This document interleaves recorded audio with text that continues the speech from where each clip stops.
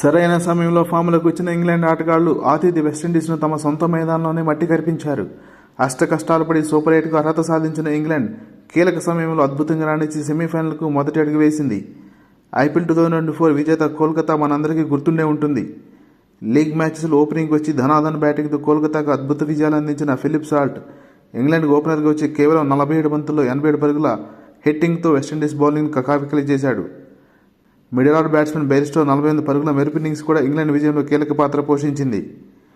Windies bowler Romario వేసిన 16 ఓవర్లో Philip salt ఏకంగా 30 పరుగులు పిండుకోవడంతో ఇంగ్లాండ్ 17.3 ఓవర్లను లక్ష్యాన్ని అందుకుని అద్భుత విజయాన్ని సొంతం చేసుకుంది. మొదట బ్యాటింగ్ చేసిన విండీస్ ఆటగాళ్లు తలో చేయి వేసి 188 పరుగులు రాబట్టారు.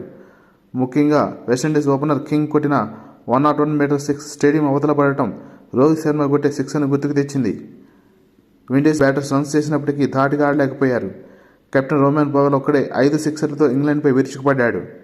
ధాటిగా ఆడే ప్రయత్నంలో కింగ్ రిటైర్డ్ హట్ అవటం మరియు మిగతా బ్యాట్స్మెన్ స్లోగా ఆడటంతో విండీస్ సాధించిన 180 పరుగులు ఇంగ్లాండ్కు ఏమాత్రం సరిపోలేదు. ఇంగ్లాండ్ బౌలింగ్ విభాగంలో 7 బౌలర్లను ఉపయోగించి వెస్టిండీస్ను కట్టడి చేయగలిగింది.